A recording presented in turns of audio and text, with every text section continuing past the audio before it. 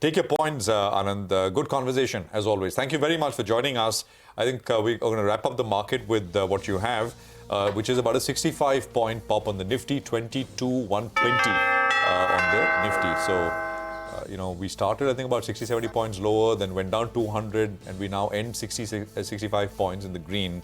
So there's great news. And lots of, once again, stock-specific reactions to earnings, right? I mean, that's been the real story. The Bank Nifty ends 0.75% higher. Something very similar happened on the Nifty Bank as well. We end 360 points higher, but at one point we were down very, very sharply. Mid-caps and small caps, small cap index down, mid-cap index up. So that is the indices for you today. Well, a quick run through of the big movers in the large cap space. Cipla, top Nifty gainer, 6% higher.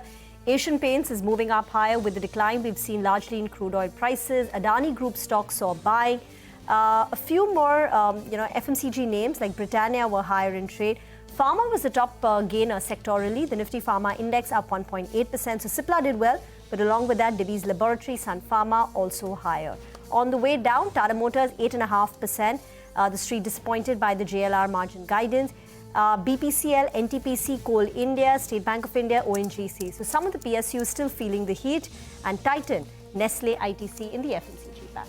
Okay, those are some of the major names in the large cap screen. Beyond the Nifty, I mean, it was really these MNC industrial stocks that were screaming, right at the top of the headline pack. ABB 12%, Hitachi 7.5%, Siemens, which is reporting results tomorrow, 7.5%. So these were big moves that were coming in. BEML from the PSU side actually really eclipsing everybody else's move, 15% up on BEML. So those are some of the big gainers on the back of results. Otherwise, by the way, the Adani Group has had a decent session today. Adani Enterprises, even Adani Ports on the longer other stocks did well. BHEL, Polycab, Aurobindo Pharma, PB Fintech. These are some of the other major gainers. Casualties really were some of the PSU banks.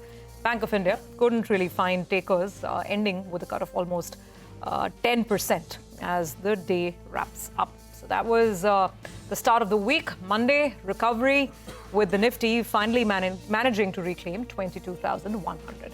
That's a wrap on this edition of Closing Bell. Thank you very much for watching. Do stay tuned. Market Forward comes up next.